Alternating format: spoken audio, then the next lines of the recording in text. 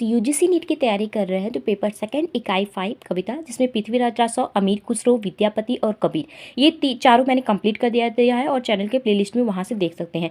ये मैं खुद के नोट्स बनाती हूँ और मैंने पहले भी कहा है, जो मेरी पहले से वीडियोस देखते आ रहे हैं उन्हें पता होगा कि मैं जो है आधे 1 घंटे की क्लासेस को 5 से 10 मिनट के बीच में ही कवर कर देती हूँ। एक तरीके से ओवरव्यू क्या है, इसमें क्या क्या इंपॉर्टेंट है, क्या एग्जाम में पूछे जाते हैं, वो एक तरीके से बेसिक इन्फॉर्मेशन मेरी 5 से 10 मिनट की वीडियो में आप सभी को देखने के लिए मिलता है।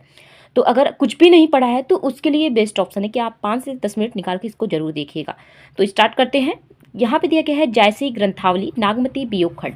आप सभी को बता दें फ्रेंड्स, नागमती जब जायसी का आपने पढ़ा होगा तो आप सभी के मन में आएगा 12 मासा। तो जब ये नागमती वियोग खंड हम पढ़ते हैं तो इसी में आप सभी का एक भाग आ जाता है 12 मासा, नागमती वियोग वर्णन का के अंतर्गत ही 12 मासा आता है, जिसमें नागमती के 12 महीने का रत्नसेन के वियोग में 12 मासा उनका कैसे बीतता है, वियोग में किस तरीके से बीतता है, उनका वर्णन इसमें किया गया है। तो सबसे पहले हम जायसी की बात करेंगे। तो जायसी जो है वह भक्ति काल के कवि हैं, उसके साथ ही निर्गुण धारा के, प्रेमाश्रय धारा के कवि हैं। जिनके पहले जब हमने कबीर की बात की थी तो वो ज्ञानाश्रय शाखा के थे, लेकिन यहाँ पर जायसी जो है प्रेमाश्रय शाखा के कवि हैं। ठीक, उसके साथ ही इनकी इंपॉर्टेंट एक पंक्ति है, भा अवतार मोर नौषधि 30 बरिक ऊपर कवि बदी। ये एग्जाम में पूछे गए हैं, इसलिए मैंने इसको नोट डाउन किया है। साथ ही यहाँ पे जो है इनके बारे में कहा जाता है कि इन्हें प्रेम के पीर के कवि के रूप में भी जाना जाता है। इनकी 3 मुख्य रचनाएं जिसमें अखरावट, आखिरी कलाम और पद्मावत है।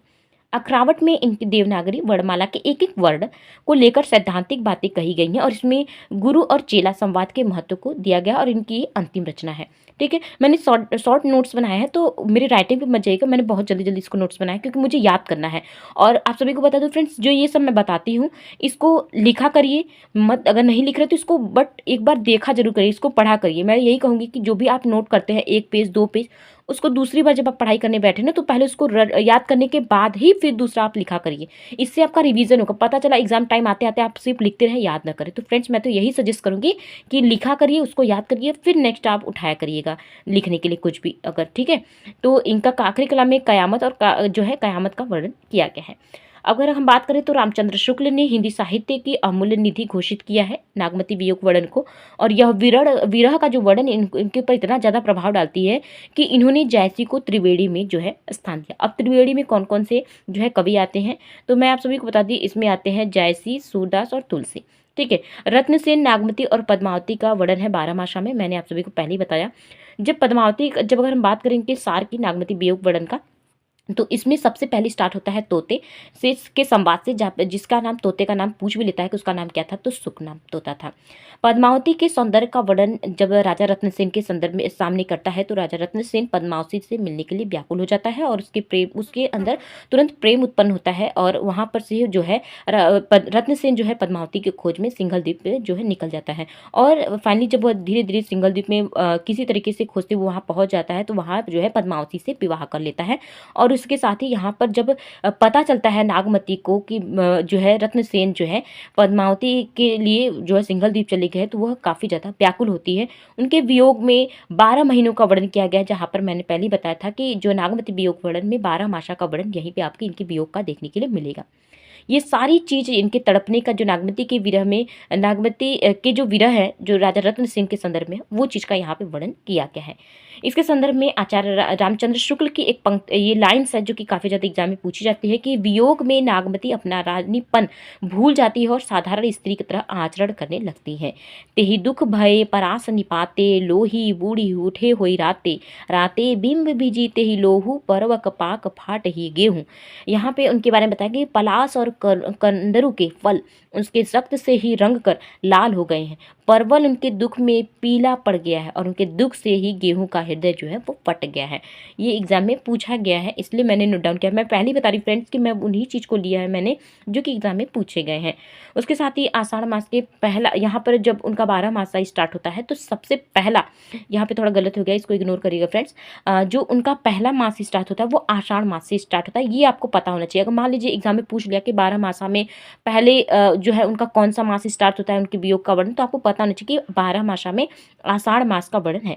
चढ़ा आषाढ़ गगन घन गाजा, जिसमें दादुर, मोर, कोयल, पपीहे पीहू पीहू करके बोल रहे हैं, इनका वर्णन किया गया, पीहू पीहू करके बोल रहे हैं। और कामदेव का वर्णन है और इसमें अलंकार असंगति अलंकार है। साथ ही यहाँ पे देख सकते हैं दूसरा जो उनका 12 मासों में दूसरा मास है वो है श्रावण मास का वर्णन, जिसमें आप सभी को पता है श्रावण में हरियाली होती है, बारिश होता है, प्रकृति का आनंद रूप होते हैं। लेकिन यहाँ पर जब जो नागमती है इतनी ज़्यादा राजा रत्न सेन के प्यार में व्याकुल है कि उन्हें ये सब हरियाली उन्हें आनंद नहीं दे रही है, इनसे यह जो है वंचित है, इन्हें सिर्फ रत्न सेन की याद आ रही है अपने राजा की। नेक्स्ट है भाद्रपद भादव का वर्णन किया गया है, जहाँ पर नदियाँ उफान पर होती हैं और ऐसी डरावनी होती हैं कि घने अंधेरे वाली होती है और बिरह रूपी अंधकार से उसे निकल रही है, ऐसा नागमती को लगता है। चौथे नंबर पर जब बात करें तो क्वार का महीना आता है और मौसम बिल्कुल साफ है, धूप खिली हुई है, चमकती धूप है, पति के वियोग के कारण उन्हें यह धूप जो है वो चुभती हुई नजर आ रही है। फिर उसके बाद कार्तिक मास का वर्णन है, जिसमें दिवाली पड़ता है और नागमती का जीवन जो है दिवाली के साथ ही, दिवाली होने के बाद भी नागमती के जीवन में कोई उजाला नहीं है, उनके जीवन में अंधकार है बिना रत्नसेन के। यहाँ पे उनके बारे में कहा गया, मैंने सिर्फ छोटा छोटा लिखा, पूरा ना ही यहाँ पे कोटेशन लिखा, बट मैंने ये देखा है कि इस पंक्ति में इन्होंने किसके बारे में वर्णन किया है और किसका वर्णन इसमें किया गया है। फिर उसके बाद आता है अगहन मास में दिन छोटे होते हैं, रातें लंबी होती है, ठंडी होती हैं, सर्दी में कांपती हुई पति को याद करती है, विरह में उसका शरीर जो है सूख कर हड्डियों के ढांचे की तरह हो गया है। पौष मास आता है, जिसमें कड़ाके की ठंड होती है, कोहरा और पाला पड़ता है, ठंडी हवाएं में नागमती की विरह अग्नि और तेज हो जाती है और कौवे और भंवरे को विरह संदेश पति के तक पहुंचाने का माध्यम बनाती है। फिर उसके बाद स्टार्ट होता है यहाँ पे माघ महीना, जो 8वां महीना है, ठंड चरम सीमा पर होती है, उनके आंसू जो होते हैं जब वह विरह में रोती हैं तो उनके जो आंसू होते हैं वह जो ठंड के कारण जम जा रहे हैं, ऐसा इसमें दिखाया गया है। फिर उसके बाद 9वां महीना है, फाल्गुन का स्टार्ट होता है, जिसमें मौसम बदलने लगता है और होली का खुमार आ जाता है और यह महीना नागमती के लिए जो है असहनीय होता है, क्योंकि उस समय जो होता है होली का त्यौहार होता है, सब अपने पति के साथ होली मना रहे होते हैं, लेकिन यहाँ पर जो है रानी जो कहती है कि मुझे जो है अपने रत्नसेन अपने राजा की याद आ रही है, मेरे लिए होली भी जो है काफ़ी ज़्यादा यह महीना मेरे लिए असहनीय है। चैत्र महीना स्टार्ट होता है, बसंत का मौसम, नए पत्ते और फूल खिलते हैं, नागमती का शरीर विरह के कारण जो है आग में झुलसकर पीले पत्ते की तरह सूख जा रहे हैं, ऐसा वर्णन इसमें किया गया है। बैसाख मास स्टार्ट होता है, तेज धूप और गर्मी की शुरुआत होती है, नागमती का मन व्याकुल होता है, पति की दीर्घायु और सुख समृद्धि की कामना करती है 11वें यानी बैसाख महीने में।